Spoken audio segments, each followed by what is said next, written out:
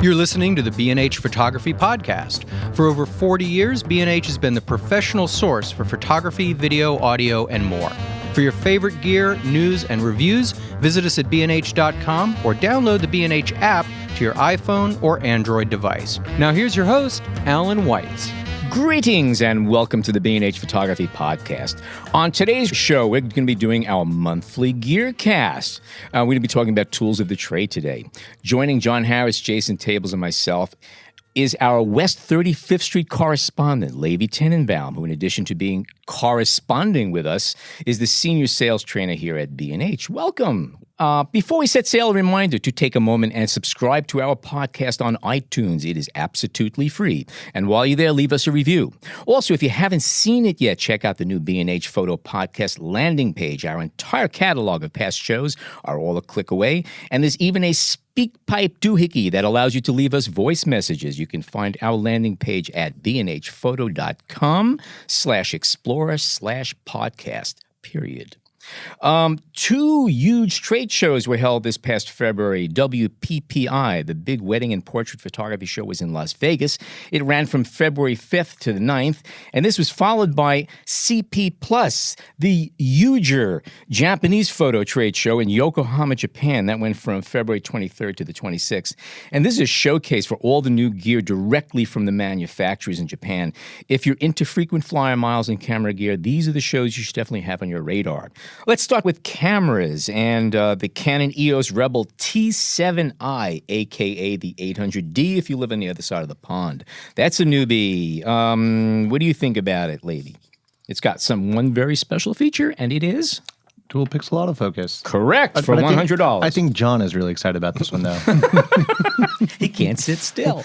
But it seems like these cameras are so good now. Even I guess the Rebels are kind of the bottom line. That is their base EOS camera. But it's incredible. I mean, look at this stuff. But it does have 45-point all-cross type phase detect autofocus. I mean, that's incredible. And 6 frames a second, ISO 51000, built-in Wi-Fi, Bluetooth, time lapse. I mean, it's crazy what you get. For really, the seriously. base level camera, that is incredible stuff. Yep. And then the bigger brother or sister, the EOS 77D. That is another new camera, 24.2 megapixel, Digic 7 image processor, 45-point also cross type phase detect autofocus. It'll do full HD 1080p video at 60 frames per second, and of course dual pixel CMOS autofocus, 6 frames a second, and all the other good stuff here it's going. It also has the RGB plus IR 7560 dash pixel metering sensor. You got to take a deep breath and say all this stuff.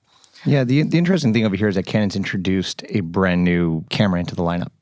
So it used to go Rebel T6, T6i, and then jump up to the 80D or 70, then 80D, and then to the 7D, and then the 60, and then upwards. Over here, Canon is sneaking one in, and what's interesting about sneaking it in is that it's a brand new naming convention as well. It's a 7070. It's not like a 70DI, right? You know, or like we were used to with like the T6i, or there's nothing like that, or a 70D Mark II. Does that make it a different camera, though, or different? It seems to be making it a different camera. It's coming in a lower category than the 80D. It is above the T6i. And the biggest difference that it seems to me as far as what is different than it in the 80D, because it essentially looks like an 80D, is I believe it's slightly different body makeup and a Rebel-rated shutter, which is only 150,000 actuations. Ah, okay. So you do read the small print. Sometimes. So is it fair to say that the shutter ratings decrease as the prices go down? Yeah. Pretty much. Because they don't make as robust of a shutter because they're seen as a less professional tool, so they're not expecting you to take as many images. An average wedding shooter can take, 2,000 images per wedding, depending on the wedding. An amateur shooter I'm not talking like prosumer amateur, or like high-level amateur, but like the regular person just kind of buying a camera, they might only take 100, 200 pics at, an event, versus 2,000. So maybe 1,000 a year if you think about it. I mean, people don't shoot shouldn't say that. Who knows? Yeah. The more interesting thing over here is that I don't know why they're making a 77D. Hopefully there's enough room for all these DSLRs in their lineup. You were talking about what you get for the bang for the buck. The Pentax KP, that gives you a lot of camera in a very small package. It's funny. Pentax has this branding thing that if they could just crack through that one extra wall, I wish people would look at them a little bit differently. But you get a lot here. 4K internal movies available, up to ISO 819,000, 5-axis in-body shake reduction. All right, pixel shift resolution and weather-sealed magnesium body. I mean, that's really It's like a mini K1. yeah. Right? Yeah. Pentax shoves a lot of stuff in, and what's interesting over here is that there's a few things that high ISO gives you, which I think a lot of people don't always register. Is number one, you're focusing, you can actually refocus with high ISO and then drop your ISO down, and you'll have good focus in autofocus. Aha. So it doesn't necessarily do that automatically, but you can do that. Like if you need to focus at night or something like that, and you're shooting a nightscape and you want to do some light painting or whatever it is, and you don't necessarily trust your eyes in the dark. And nowadays we know how lenses are not always as perfectly lined up as we want them to be because we're used to autofocus. So you can ramp your autofocus all the way through the sky.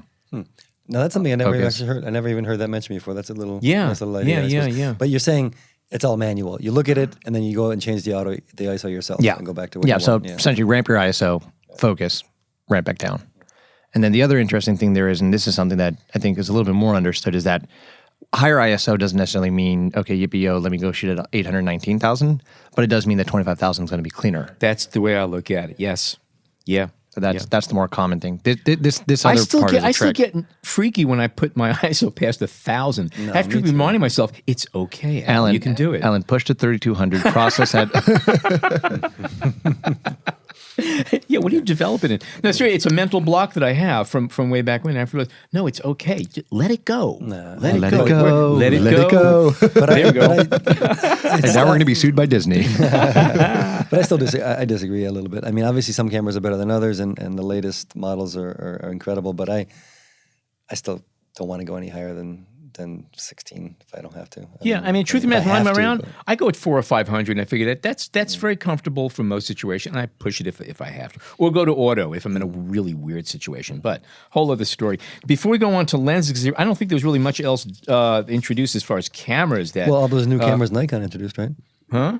Which ones? Exactly. Wah, wah, wah. I mean, it's a good time to say that the DL is officially shot. Good point. Yeah, we talked about that so much on retired. this show, and when's it going to come, and the earthquake, and And we were excited about it. yeah. You know, my biggest disappointment, I just invested into a whole bunch of adapters so that I could use my 4/3 lenses on the DL. What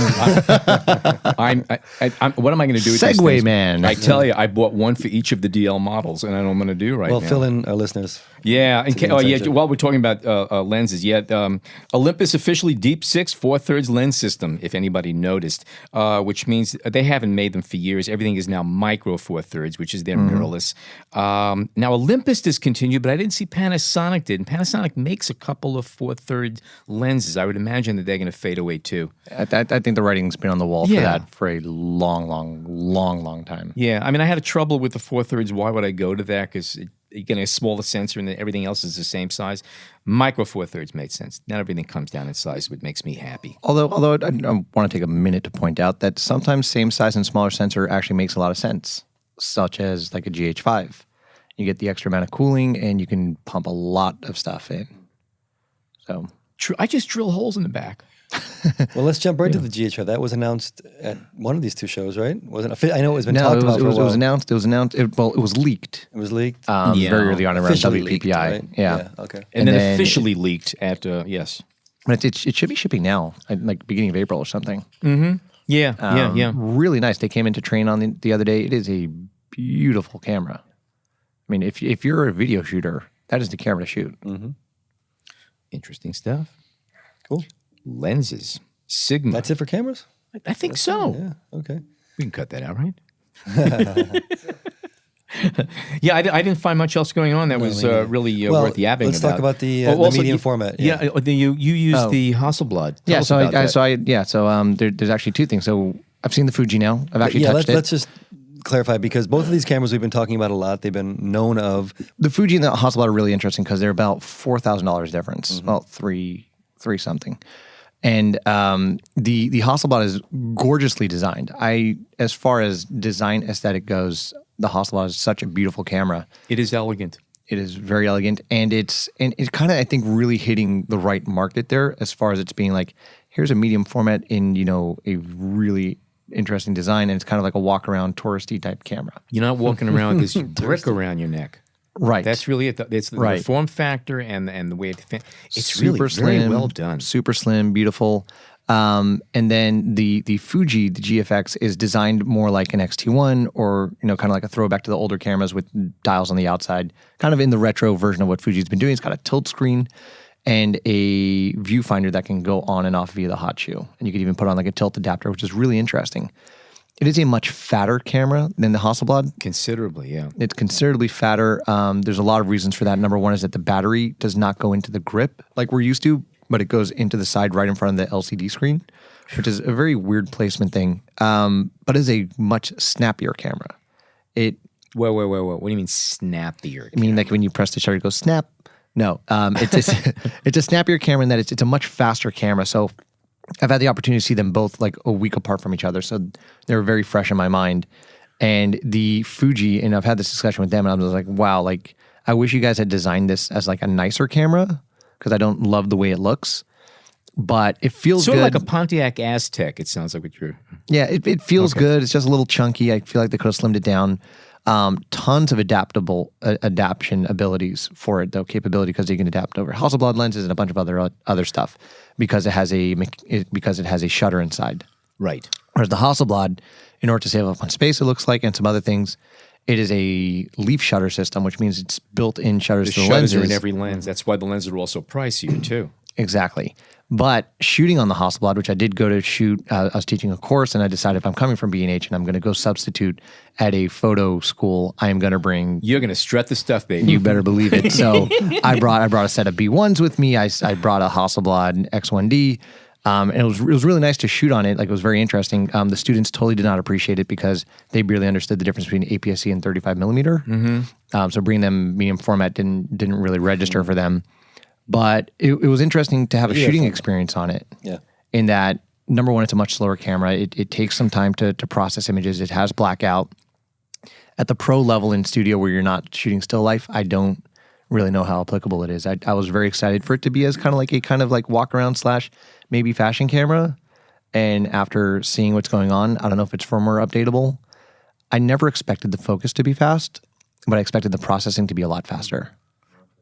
Something interesting. I don't recall the name of the company, but one company a couple of weeks ago just announced a whole bunch of lens adapters for the Fuji to put 35 millimeter lenses on. Which first I said, wait a minute, that's Vignette City. You don't want to do that. But that's part of the fun. It's no, but apparently it's for lenses I think over 100 millimeter, where wide angle they don't recommend, right? And for tilt shift lenses which have larger image circles, right? But if it's like that's kind of interesting. If it works, that's great because we will have a bunch of those lenses. So I mean, I'm surprised you would know that back in the day, people were always putting on the wrong lens to the wrong camera format just for fun. Like 35 in the 60s, millimeter. A lot of that happened.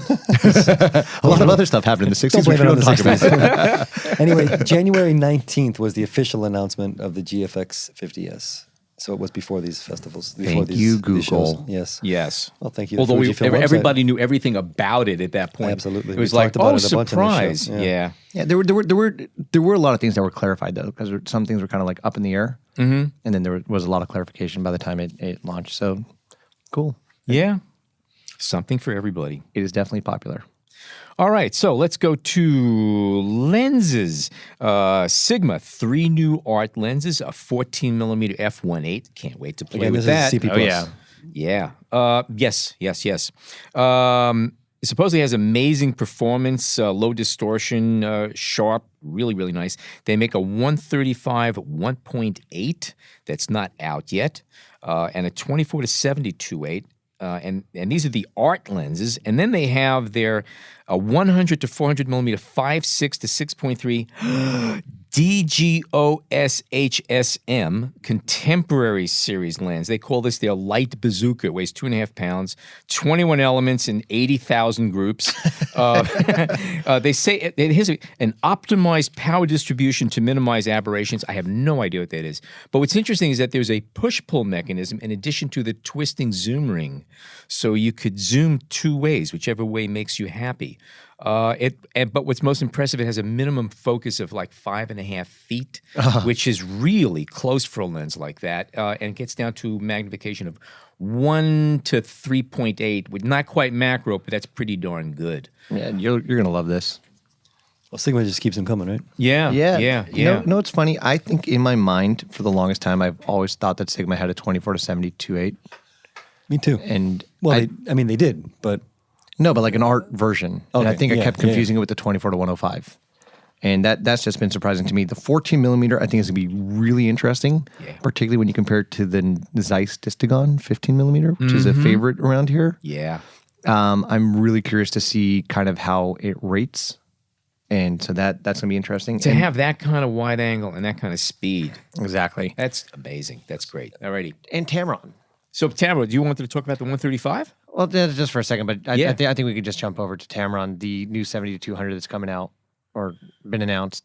It's supposed to be faster, has a lot of improvements in this thing. Do you know any detail? I don't have too many details. Don't have enough. I know that they're coming out with the Sony mount for it. What's interesting about this is that the Tamron was always the one held up as like the competitor to the standard brand one. So like if you had the 70 to 200 2.8 from Canon or the 70 to 200 2.8 from Nikon, and they ran you about $2,000, $2,200, you would always pick up the Tamron and be like, here's a comparable one at $1,200. And there are reviews written online. I believe Petapixels or F-Stoppers had a couple of reviews on them. And I would always get into these arguments with people with other sales staff in the store, just being like, there's a world of difference between the two of them. And like, no, I read reviews, and we would shoot them, and we would always just be like, yep, and here we're reviewing the pictures, and yep, there's a huge difference. Optically and mechanically, there's a difference. And so what was interesting what's interesting to me now is to see what they do with this 70-200 2.8, the version 2, because what we're seeing coming out of Sigma right now is easily competitive. Maybe they're a little bit tougher, maybe they're a little bit heavier, but they're very much putting the manufacturers on their, kind of like step up their game quite a bit. And it's going to be interesting to see if Tamron could do the same thing over here. And I think Takina also is going to be upping their game too, because there's a market. Everyone's upping their game. I'll be doing a review a comparative review on those pretty soon, on those 70 to 200s. So. Awesome. Yeah. Send it to me, please. Also from Tamron, they have a 10 to 24 that they just introduced. It's a 3.5 to 4.5 DI Roman numeral. My original wide angle lens was a Tamron 16 to 35, I think. I mean, that was my wide angle lens for a long time, and it worked. And my original telephoto was a 300 millimeter Tamron f3.5, and the rear element was held in with little bits of electrical tape. Okay, because it kept falling out. Got it. I've come away since then. Congratulations. From Sony, there's an FE, an 85-1.8. That's a new E-mount lens, which is kind of nice. And that's fleshing out their 1.8s, exactly. Yeah, It's really nice. And then they have the 100 millimeter f2.8, the STF GM OSS, which has, I don't know what this is, new one to me, an apodization element for smooth bokeh. Essentially, it tends to smooth out the highlights in bokeh. There's one of the lens, I believe Fuji has it on a 56 millimeter 1.2. Yeah, I think an APO. And so on the Fuji, there is a difference. So they make two of those lenses, and you can see a difference. I have not really followed the Sony as much as I should have. We've been doing a lot of training recently.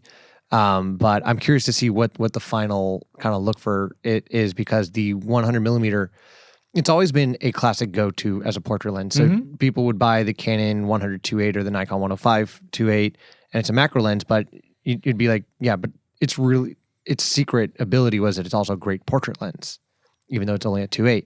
So to see this now that they're coming out 100 millimeter 2.8 as a dedicated portrait lens, not as a macro lens, similar to what Nikon did. There is a difference, between macro and non-macro as far as the image. Macro has a flat field, and it also tends to be technically sharper than most lenses. And yes, you can use that focal length for portraits, but it could be brutally accurate. If that's the look you want, it's different. Thank God you can always blur it down. Yes, you can always dumb them down. The focal length that exists over there. So a lot of people shoot 85 because they know the 85s, but the 100 to 105, and that's even why you have things like 135s, also make great portrait length lenses. Yeah. And so Nikon last year came out with the 105 portrait, and so now seeing that Sony's coming out with this 100 to 8 dedicated portrait lens is, I think, to me, really fascinating, because maybe we're going to see some of the other manufacturers coming out with these dedicated portrait lenses in the 100 to 110 millimeter range. They're also getting into a lot of double-digit diaphragm blades. This lens has 11 blades. There's a few lenses we'll be talking that have like 15 and 16, which, again, gives you a rounder aperture, cleaner bokeh, and just a whole different look. Hand Division, I bid it. It's a 75 millimeter 2.4 mount for mirrorless shooters, 112 millimeter equivalent on APS-C. Hand Division is another company that's been coming out some interesting. It's some really wacky German. lenses. Chinese collaboration. I haven't seen them. I don't even know if we're going to be carrying them here, but they look like interesting lenses. Voigtlander we're familiar with, and they just came out with some sweeties. There's a macro Apo Lanthor, 65 millimeter f2 that goes to half life size, a 40 millimeter 1.2 Nocton, and a 35 1.4 Nocton. These now have electronic contacts in them, so they communicate with the camera. And Voigtlander lenses are pretty amazing. I think that I'm amazed by what you get for the dollar. They're built beautifully. They have that old world look about them, but they take new world pictures. And I'm interested to see how these particular lenses electronic contacts can be used for a lot of things like focus confirmation, and they can also be used to pass off a lot of metadata for corrections in post. Yes, which is a good thing. A very, very good thing. They're catching on. Fujifilm MK Cinema lenses. There's an 18 to 55 T2.9 and a 50 to 135 millimeter T2.9. They're meant to cover Super 35 and APS-C formats. You know anything else about those? So these are really exciting. A lot of people are excited about them. I believe they come in the $3,000 to $4,000 range. Yeah, American. These are pricey lenses. Yes. No, they're actually the reverse. for zoom cinema lenses, these are not pricey lenses. Correct, but compared to the kit zoom that comes with your Rebel, yes. Yeah, but these are dedicated. These are compared to your 18 to 55. Yes, that you can buy for about $150, $200. These are $3,500, $4,000. I believe they're in the $3,500 range. Anyhow, this kind of, I think, really took people by surprise. Not a lot of people are ready for Fuji to drop these. Fuji has been making cinema lenses for a long, long, long time. It's a lot tradition. Of broadcast lenses are Fuji lenses. Has a lot of tradition. And these are kind of, I think, in the realm of what a lot of people are looking for. Most of the stuff that I've seen on it, and even like from personal use, I kind of wish that they had extended the focal range, particularly for the 18 to 55, maybe just to drop maybe like a touch wider and a touch longer. I put a call in earlier. They said they were going to do that for us. Yeah, we'll see about that. But they are really popular, and especially when you start to compare them to the other ones that are out there, like the Canon Cine Zoom. I think they have a 17 to 120 or something, which is, price comparatively, they're way different prices. But these are very popular realms, and they're Cine Zooms, which means that they're completely accurate T-stops, completely accurate focus marks, witness marks. They're built like a cinema grade lens. I've never touched them yet, but they look really good. They're small. I believe that they're made for E-mount as well, which is kind of telling us a lot of what's going on in the, I guess, indie pro market for cinema. That a lot of FS7, FS5, F55, F5, even Sony A7s, that are being used. And so that is a really nice thing. And I know that it seems that there's a lot of excitement around these lenses. So, and they're priced really well. Next on my list, the Hasselblad XCD lenses. Did you see any of these new ones? The one they just announced that's supposedly going to be out very soon is the 123.5 macro. That's a great addition. Another classic portrait lens. Oh, yeah. And also they announced that within this year or so, a 35 to 75 zoom, a 65 millimeter, and a 22 millimeter wide angle. That's going to be ridiculously wide on the Hasselblad. Yeah, that's amazing. I know you and I will both love. We're going to be fighting over that one. Exactly. And it's going to be ugly. It's not going to be a pretty fight. For those of you who do not know how Alan or I look, it's never pretty around us. Yeah. Come on. Anyhow, I only had the opportunity. I had the 45 and the 60. I don't know why my brain is blanking out right now on so many numbers, but it's the training that I did today. Anyhow, but I used the 45. I used the wide angle, and I shot in like a classroom kind of setting. That seemed like a good focal length for that. Sure. Yeah, it was good. Yeah. Yeah. Meyer Optic, a company that's an old lens company. It's been resurrected, at least the name was. They announced the Trio Plan 35 Plus. It's a 35 millimeter 2.8. It's what they call one of their bubble bokeh in a wide angle lens. I just love that name. Yes, bubble bokeh. Yes, it's just some bubble bokeh. I'm going to actually be doing reviews on the new Meyer Optic lens. That there's a 100 millimeter that I think is actually downstairs waiting for me right now. But this is about the fourth of that series, and they look really good. It's a combination. It's shot glass and O'Hara glass, so it's another one of those hybrids of German engineering and I think it's China where they're made. Don't quote me on that one. Minimum focus about 0.5 meter or 1.5 feet. 12 blades diaphragm. Again, they're playing up bokeh and stuff of that sort. But this is the first of the wider angle lenses in this series. The other ones are normal and slight telephoto. So this is an This is going to be all lens. manual focus? Yes. Yes, it is. But I've just seen pictures. They look like they're made really, really nicely. What else do we have? Lens. I think that's it for lenses of wonderful stuff that I spotted. Memory cards. Sony, the SFG series, the UHS-2 SDXE memory cards. Read speed of 300 megabytes a second, write speed 299 megabytes a second. It's ideal for full HD, 3D, and 4K. And it's you look at these prices, it's crazy. Like a little over $200 for a 128 gigabyte card.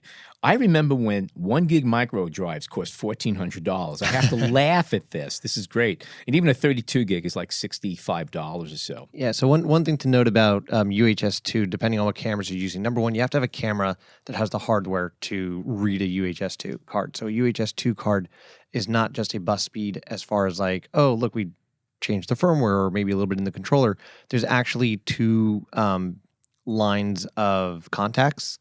And so the actual reader or the camera has to be able to adapt those. And so we see some cameras that maybe come out with two SD card slots, and only one of them is UHS-2, whereas the other one is just a standard UHS. And when you use a UHS-2 card in a standard UHS card reader or card slot, you may even see slower speeds than you would see in a standard UHS card. This is really funny because it used to be that the cameras were faster than the cards were capable of copying the data. Now you have to make sure your card isn't too fast for your camera. That's good. Yeah, you have to have the right reader. That's more the issue. Yeah. Next thing we have cards. The Sony HVL Finally F45. built in radio. You seem happy. Tell us about this. Well, I don't know enough about it, but Sony until now has not had radio-controlled flashes. And last year we talked about it. They came up with a $500 solution for transmitter and receiver, and now they have a flash with everything built in. Yep. Which is muzzle tough. 98-foot range, 24 to 105 zoom range. It tilts. It does all the great little things here. Yeah, so nice. it tilts, I think, similar to the way that their 60 tilts, where actually I think the side spins up. I may be wrong on that, but I believe so. But I don't think it's coming to replace the 60. So I think we're going to see another high-end flash coming from them. And there's an LED light, 400 lux output at 1.6 feet. And also dust and moisture resistant construction. I've never seen that on a speed light, so that could be something new. And here's the big deal of all the accessories. Okay, this is the one I've been waiting for, man. Well, you might have seen it, but recently to celebrate their 100th anniversary, Nikon has announced limited editions.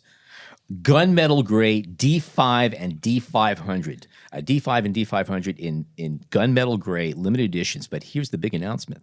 Nikon has just released a D5 100-year anniversary strap to go along with this. I don't have pricing. Operators are standing by, though. Get the cards ready. That's awesome. Yeah. That's just awesome that they do that. But they are releasing gunmetal gray cameras. Yes, cool. yeah. Limited edition. They had some pictures of them. They look pretty cool. Is there one that says Levi Tenenbaum on it? Engraved. Yeah, I think you should buy one and actually engrave it on the back of it. I think I'm going to use a screwdriver to do that. Okay, lighting. A couple little tricks here. One thing that I kind of like. This one catches my eye. I'd actually like to play with this. Photodiox has come up with the Pop Spot Focusable Fresnel. It's a daylight balanced focusing Fresnel LED light. That's the size of, they say, a soda can. It measures like 3 by 3 by 8 inches.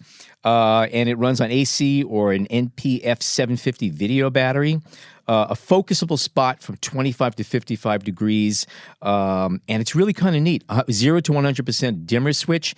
On a full charge, you can get an hour and 20 minutes at 100% power, or 3 hours and 45 minutes at 50%. And that's pretty interesting. And they sell it individual units or in a 3-light kit with a rolling case, and 3 kits with batteries and a rolling case is something like $1,100, and they're about $300 individually. That, to me, if you're doing location work and small stuff, that's terrific. And another good thing about it's continuous light, and it doesn't get hot. Yeah, I mean, the improvements in lighting in the past year, anyway, I mean, have been incredible. And something like this, for somebody like me, who's not really a lighting type of photographer, just makes it so much easier. And what's beautiful, really you could load all of these things into a small bag and take them on location. Say, if you don't have a light stand, you go to somebody and say, do me a favor, I'll give you $1. Can you hold this up here like this for a minute? Yeah. You know, just use people. I can't tell you how many times I've shot, like, portraits in my apartment or in studios, where if I had that, it would have changed everything. Not to mention your budget, Yeah. So an interesting competitive light for this, a little bit more expensive though, is the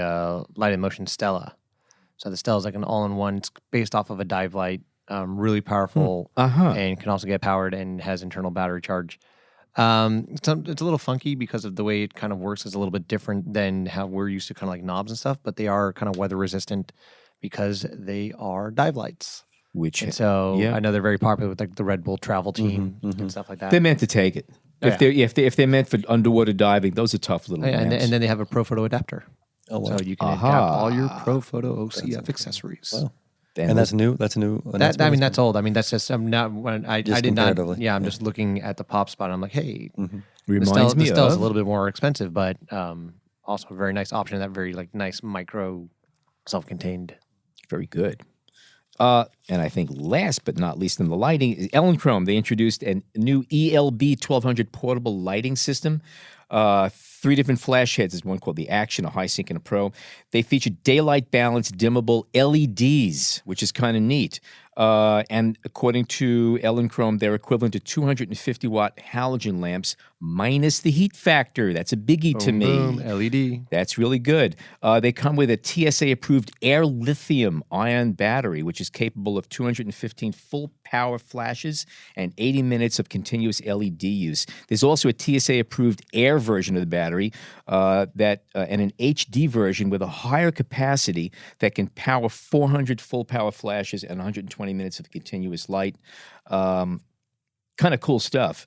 Don't have any pricing on this stuff, but as an aside, all this TSA air approved lithium ion, for any of you guys who are following like the battery thing, it is every like 2 months our shipping procedures have to change for lithium ion. Yeah. And I know I have a friend of mine who works in our like legal, shipping department, and it's just they're always on top of trying to figure it out.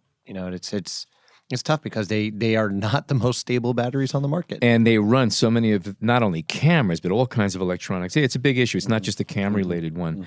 That's what I have today from our wrap-up of the 2 big shows. Yeah, kind of relatively light. I mean, that's the take on both of them. Did you go to WPPI, Levi? I did not go to WPPI. Okay. We sent a lot of people out there. I know. We do. I was offered to go. We're running a really intensive training program right now for our sales staff. I see. And so, WPPI is not necessarily a trade show. It's not known for its gear announcements, but they do announce. Some people announce it. It's more for photographers, wedding and portrait photographers. CP Plus, on the other hand, is a big gear announcement. Yeah, that's from the manufacturer. All stuff they're pushing. And you'll see more announcements there. It's surprising Nikon didn't drop anything there. Or I shouldn't say it is surprising. I'm a little surprised in just that I think that they are due for something.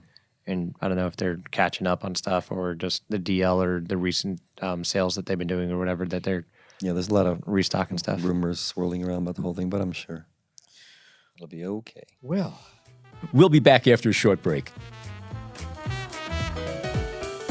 We hope you're enjoying this edition of the B&H Photography Podcast. Send us a tweet at BHPhotoVideo, #BHPhotoPodcast.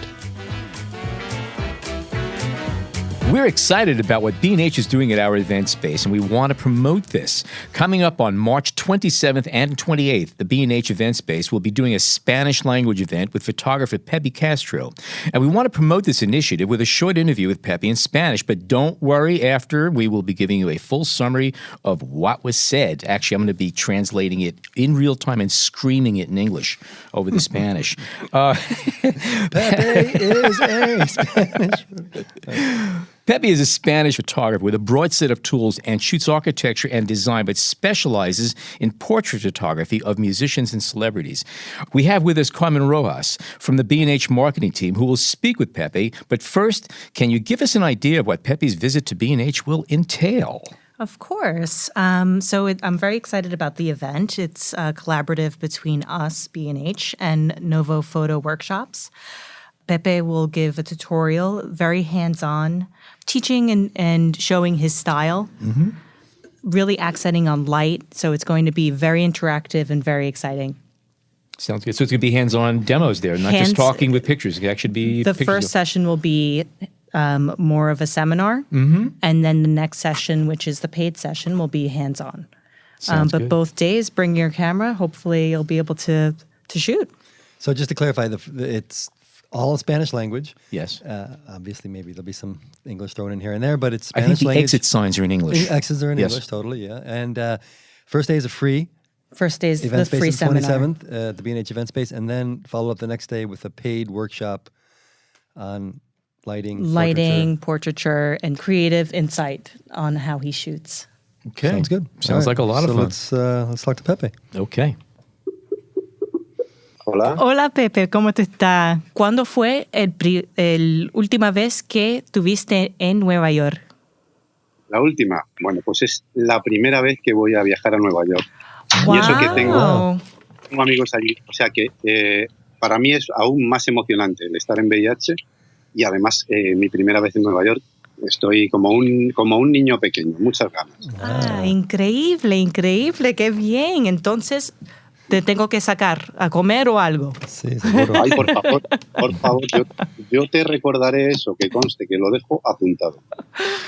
Ok, entonces el estilo tuyo tiene iluminación bien grande. Entonces, ¿qué equipo y iluminación estás usando ahora? Ok. ¿En cuanto a marcas o en cuanto a tipo de luz? O Los dos. Bueno, pues estoy utilizando una marca de iluminación, unos flashes alemanes que son muy conocidos en cuanto a flashes de mano, pero en cuanto a flashes de estudio profesionales no lo son tanto. Digamos que son recientes en ese mercado. Se llaman MET, son alemanes. Okay. Ellos sacaron una línea profesional hace, no recuerdo si un par de años aproximadamente, y el distribuidor en España confió en mí para que lo probara y hiciera testing sobre él, y desde entonces estoy con ello, estoy contento.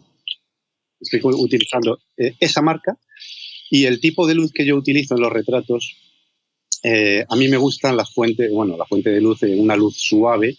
Si yo necesito luego contrastar la luz o apagar a algún lado, utilizo reflectores.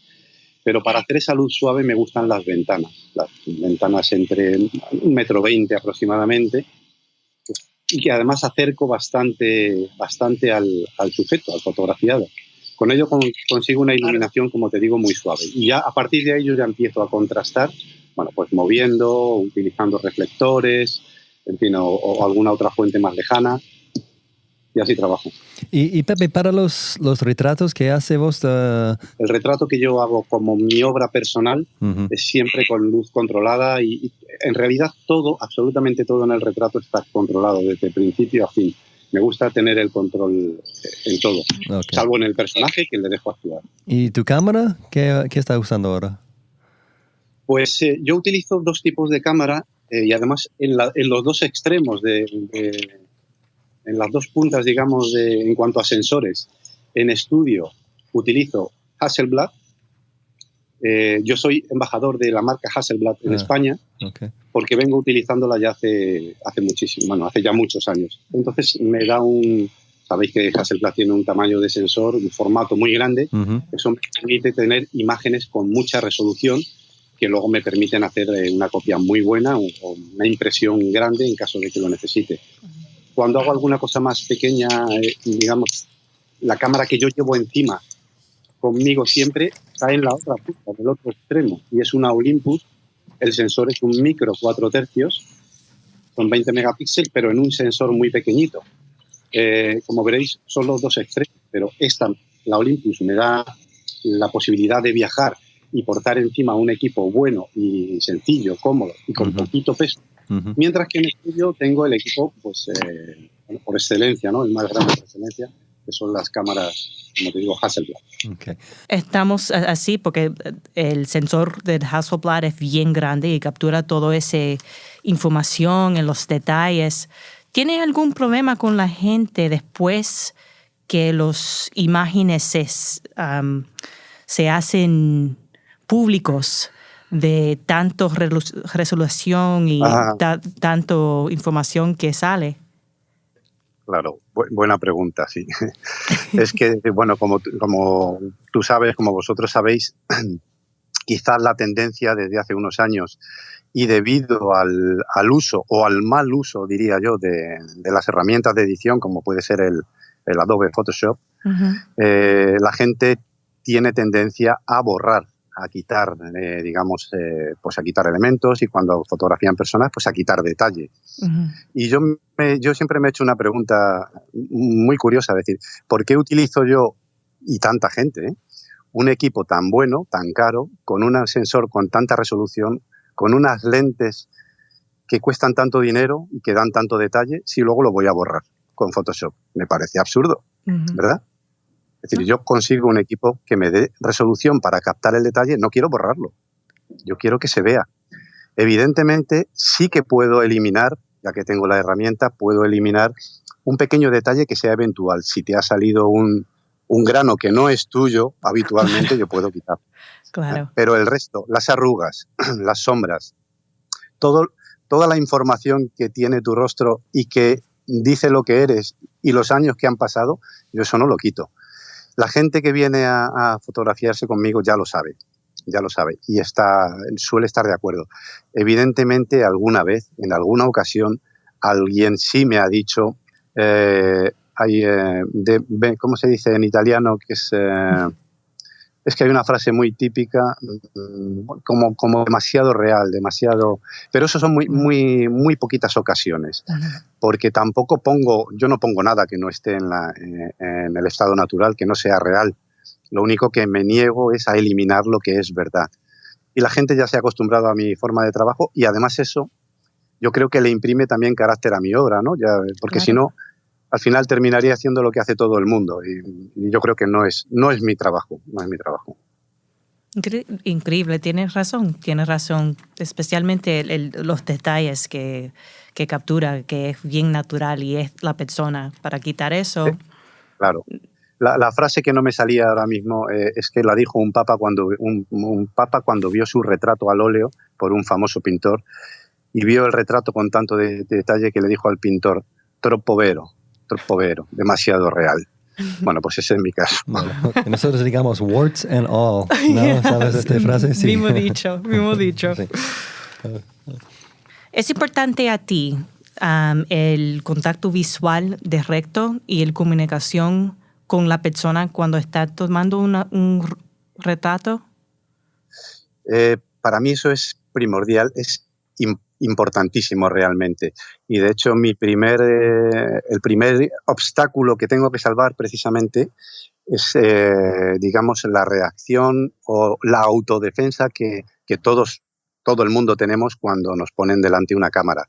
Sin darnos cuenta hay un poco de autodefensa y un poco de, ¿no? Como que alguien invade tu intimidad. Yo necesito meterme muy dentro, muy adelante. Necesito ese contacto con el personaje, contacto visual y contacto verbal. Yo hablo mucho con el personaje, de manera que cuando llevamos un rato hablando, él ya casi se ha olvidado de la cámara, se hace mi amigo, ya no le importa que yo esté ahí adelante. Pero entiendo que eso es, cuando hablo con mis alumnos y les cuento el método de trabajo, ellos me dicen que para ellos eso es muy difícil, que encuentran siempre una barrera. Les digo que si fuera fácil todo el mundo lo haríamos, Claro trabajaríamos bien, que es claro, que todo el mundo sería un maestro. Entonces es una labor de tiempo, de emplear psicología. Te tienen que gustar las personas, si no te dedicarías a otra cosa, a fotografiar naturaleza. Y si te tienen que gustar las personas, te tiene que gustar hablar, tienes que tener un poco ciertas dotes de psicólogo para saber por dónde tienes que tirar, si molestas, qué mensaje le tienes que lanzar para que él se lance a hablar o sea más cómodo. En fin, eso sí que es una labor un tanto psicológica, pero que forma parte del fotógrafo de retratos. Los grandes retratistas que tenía, bueno, yo soy fan de Irving Penn, Richard Avedon, ellos en algunas frases de su vida siempre cuentan exactamente lo mismo que yo estoy contando, que la dificultad real del retratista precisamente es conseguir una comunicación con el fotografiado, una comunicación intravisual, ¿no? Una comunicación entre la cámara y conseguir que se relaje. Claro, esa confianza con la persona que va a tomar el retrato es importante porque entonces abren como una flor. Abren y entonces... Claro, efectivamente.